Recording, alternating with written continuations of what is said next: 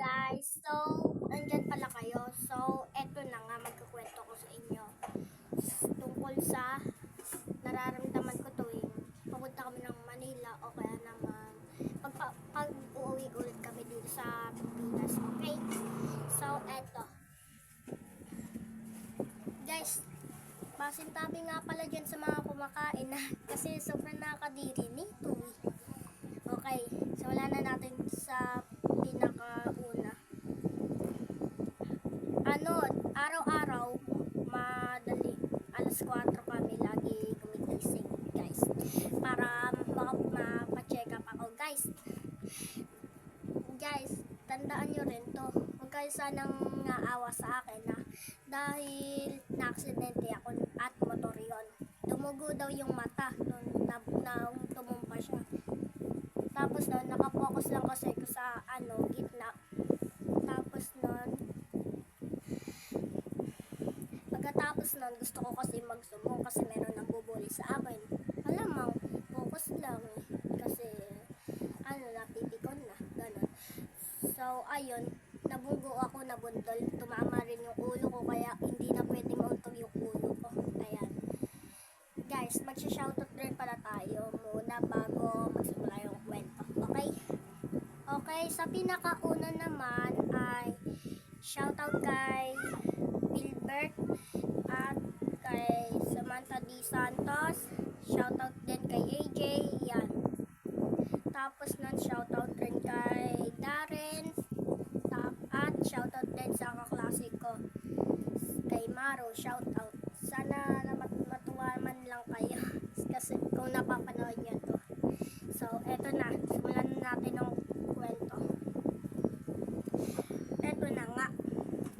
Sumakay na muna kami ng tricycle papuntang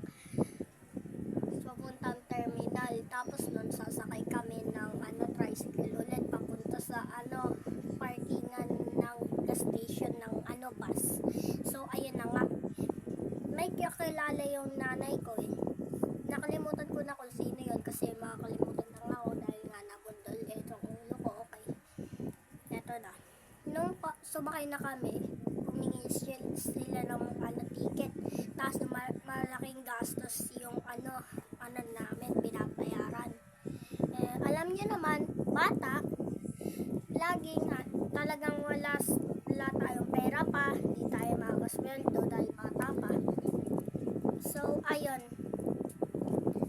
Nung nakasakay na kami, nasusuka talaga ako, di ko talaga matiis. Kasi mahirap humingaw eh. Dahil nga may aircon, kaya lipat ko ng yung aircon na hangin ng aircon sa nanay ko. Tapos nun, kumakain muna ako ng candy para hindi ako masaka. Pero bakit lumalala pa rin? Guys, comment nyo nga kung bakit ganon, hindi tumatalag. Siguro na-scam lang yata ako sa YouTube na napapanood ko. So, ayun na, balik sa kwento. So, ayun, nung pauwi na kami pagkatapos nun, may bigla naman ako nasukat. Talagang pasintabi nga pala dyan sa kumakain. Baka sabihin nyo na nakakadiri naman tong kwento ko. So, eto na. Nung sumuka ko, laway muna. Dahil nga nakaganere ako, tapos nun yung paa ko nasa bintana, nakasara. Biglang umangin ng malakas, tapos nun bigla akong sumuka ng laway muna. Pag sumunod na yung para siyang pagkain yung kinakain, ayun, lugaw. Parang ganun, guys. Pero ang lambot, para siyang tubig na para siyang nalusaw na lugaw. Okay. Sunod naman ay sa pinaka-common. Tapos, okay. Iyan naman ay